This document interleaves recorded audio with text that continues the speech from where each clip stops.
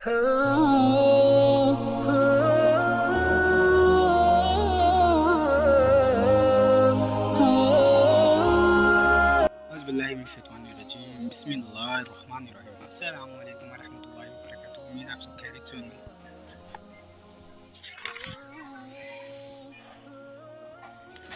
इसमें हमने ये वाला टॉपिक पढ़ा था, बाब नमाज का बयान जो इस्लाम का एक रुकन है, और इंशाल्लाह आज हम ये वाला पढ़ेंगे। चलिए जी स्टार्ट करते हैं। अनस बिन मालिक रज़ी अल्लाह ताला अन्हु से रिवायत है, हमको ममानियत हुई थी रसूलुल्लाह सल्लल्लाहु अलैहि वसल्लम से कुछ पूछने की, तो हमको अच्छा मालूम होता है कि जंगल के रहने वालों में से कोई शख्स आए मगर समझदार हो, आपसे पूछे और हम सुने। तो जंगल के रहने वालों में से एक शख्स आया और कहने लगा, ए मोहम्मद सल्लल्लाहु अलैहि वसल्लम, आपका एलजी हमारे पास आया और कहने लगा, आप कहते हैं कि अल्लाह ने आपको भेजा है।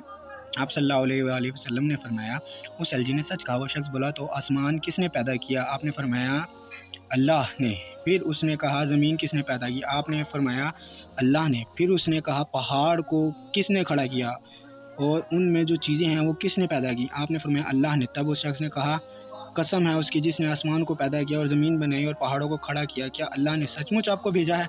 आपने फरमाया, हाँ। फिर वो शख्स बोला, आप सल्लल्लाहु अलैहि वसल्लम फिर वो शख्स बोला, आपके एलजी ने हमसे कहा कि हम पर 5 नमाज़ें फ़र्ज़ हैं, हर दिन में और रात में। आपने फरमाया, उसने सच कहा। वो शख्स बोला, कसम है उसकी जिसने आपको भेजा है, क्या अल्लाह ने आपको इन नमाज़ों का हुक्म किया है? आपने फरमाया, हाँ। फिर वो शख्स बोला, आपके एलजी ने कहा कि हम पर हमारे मालों की ज़कात है।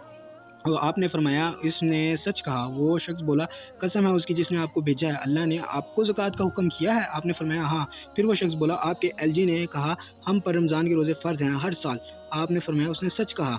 वो शख्स बोला, कसम उसकी जिसने आपको भेजा, अल्लाह ने आपको इन रोज़ों का हुक्म किया है? आपने फरमाया, हाँ। फिर वो शख्स बोला, आपके एलजी ने कहा हम पर बैतुल्लाह का हज फ़र्ज़ है। जो कोई राह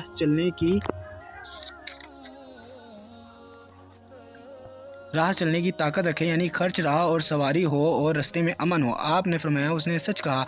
ये सुनकर वो शख्स पीठ मोड़ कर चला और कहने लगा, कसम है उसकी जिसने आपको सच्चा पैगंबर करके भेजा, मैं इन बातों से ज़्यादा करूँगा न कम। रसूलुल्लाह सल्लल्लाहु अलैहि वसल्लम ने फरमाया, अगर सच्चा है ये तो जन्नत में जाएगा। फ़ायदा है इसका, अल्लाह जल्ला जलालुहु ने फरमाया, तर्जुमा यानी ए ईमान वालो मत पूछो बहुत चीज़ें, अगर तुम पर खुलें तो तुमको बुरी लगें, और अगर पूछोगे जिस वक्त कुरान उतारता है तो खोली जाएंगी। मतलब अभी मत पूछो, जब कुरान उतरेगा जितनी उसमें बयान की गई हैं उन पर ही रहो, उनसे ज़्यादा आगे ना बढ़ो। अल्लाह ने इनसे दरगुज़र किया और अल्लाह बख्शता है तहम्मुल वाला। वैसी बातें पूछ चुके हैं कुछ लोग तुमसे पहले, फिर पूछ कर दूसरे दिन मुकर गए। यानी आपसे ना पूछो कि ये चीज़ रवा है या नहीं, बस ये काम करें या ना करें, बल्कि जो फरमाया उस पर अमल करो, जो ना फरमाया उसको माफ़ जानो, ताकि दीन आसान रहे।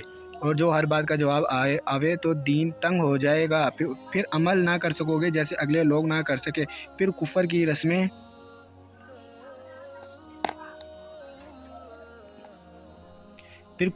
रस्में बताएं कि पूछने की हाजत नहीं, जो अल्लाह ने ना फरमाया या वो बेअसल है, और इसी तरह बेफ़ायदा बातें पूछनी। किसी ने पूछा, मेरा बाप कौन था, या मेरी औरत घर में किस तरह है? अगर पैगंबर हर बात का जवाब देते तो शायद बुरा जवाब आवे और पेशमानी हासिल हो। मौज़ूल कुरान तफसीर फ़तह अल बयान फ़ी मकासिदुल कुरान में इमाम अली जाह मौलाना सैयद मोहम्मद सद्दीक़ हसन ख़ान बहादुर लिखते हैं कि अल्लाह ताला ने कसरत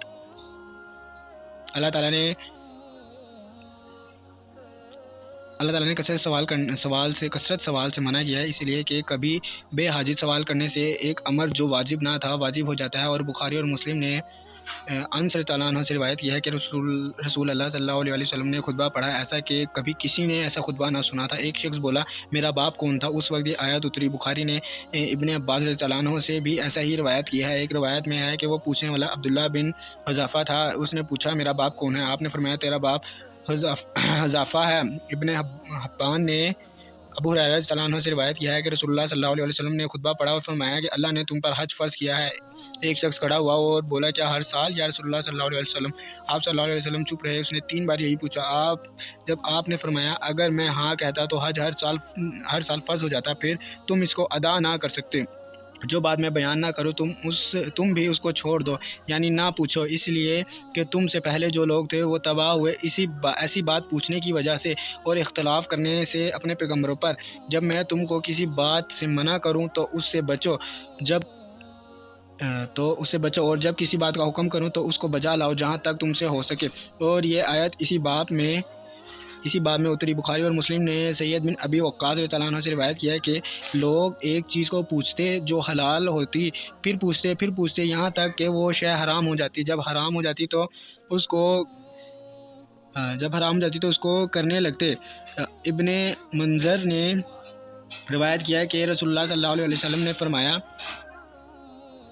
سب سے بڑا گناہ اس مسلمان پر ہے جس نے پوچھا ایک شے کو اور وہ حرام نہ تھی، پھر اس کے پوچھنے سے حرام ہوئی۔ اور ابن جریر اور ابن منظر اور حاکم نے ابو سلبہ خشنی رضی اللہ عنہ سے روایت کیا کہ رسول اللہ صلی اللہ علیہ وسلم نے فرمایا اللہ نے حدیں باندھ دی ہیں، پھر اس سے آگے مت بڑھو، اور فرض بتلائے ہیں ان کو ادا کرو، اور حرام کر دیا ہے جن چیزوں کو ان کو مت کرو، اور جن باتوں کو نہیں بیان کیا ان کو وہ بھولا نہیں بلکہ رحمت ہے اس کی کہ تمہارے اوپر، تو چپ رہو اور ان کی بحث مت کرو۔ انتہائی اگرچہ یہ ممانعت بے فائدہ سوال کرنے سے اور بیکار چیزوں کے پوچھنے سے تھی، اور یہ مطلب حضرت محمد صلی اللہ علیہ وسلم کا نہ تھا کہ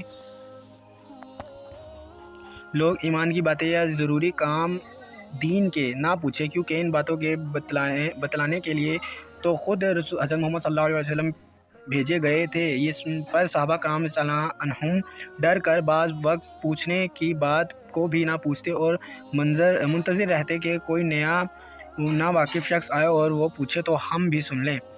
پہلے اس شخص نے اللہ کی بابت دریافت کیا، پھر رسالت کی تصدیق کی، بعد اس کے اعمال کو دریافت کیا۔ یہ ترتیب نہایت عمدہ ہے اور یہ ایک کافی قرینہ ہے اس بات کا کہ وہ پوچھنے والا اگرچہ جنگلی تھا پر عاقل اور سمجھدار تھا۔ ابن الصلاح نے کہا کہ اس حدیث میں دلیل ہے ان لوگوں کے لیے جو مقلدین عوام کا ایمان درست جانتے ہیں، اس لیے کہ عوام کو بھی یقین حاصل ہوتا ہے اور شک اور تذبذب نہیں رہتا، برخلاف معتزلہ کے کہ وہ مقلد کے ایمان کو صحیح نہیں سمجھتے، اور یہ حدیث حجت ہے ان پر کیونکہ آپ نے ان کے ایمان کو جائز رکھا اور یہ نہیں کہا کہ تجھ کو ان باتوں پر یقین کرنے کے لیے دلیل اور معجزہ کا دکھانا ضروری ہے۔ معتزلہ یہ کہتے ہیں کہ گو مقلد کا اعتقاد مضبوط ہوتا ہے پر اس کی مضبوطی پر بھروسہ نہیں ہو سکتا، اس لیے کہ اس نے بغیر دلیل کے ایک آدمی کی بات کو مان لیا ہے، پھر اگر کوئی دوسرا اس میں شک ڈال دے تو اس کا اعتقاد پلٹ سکتا ہے۔ اس کا جواب یہ ہے کہ جب تک اس کو شک پیدا نہ ہو اس وقت تک تو اس کا ایمان صحیح ہے، کیونکہ وہ برابر ہے محقق کے ایمان کے جس نے دلائل میں غور کر کے حاصل کیا ہے۔ اور اب مقلب القلوب اللہ عز و جل ہے، وہ چاہے تو ایمان پر ثابت رکھے، چاہے تو ڈگمگا دے۔ بڑے محقق وسوسوں میں پڑھ کر گمراہ ہو گئے ہیں اور مقلد کامیاب ہو گئے ہیں، اگرچہ اس میں کچھ شک نہیں کہ اعلیٰ درجہ تحقیق کا ہے، اور جہاں تک تحقیق ممکن ہو تقلید کی راہ چلنا بہتر نہیں۔ نہ تقلید میں کچھ حلاوت اور ذائقہ ہے پر اس مزے کو وہی سمجھتے ہیں جو محقق ہیں۔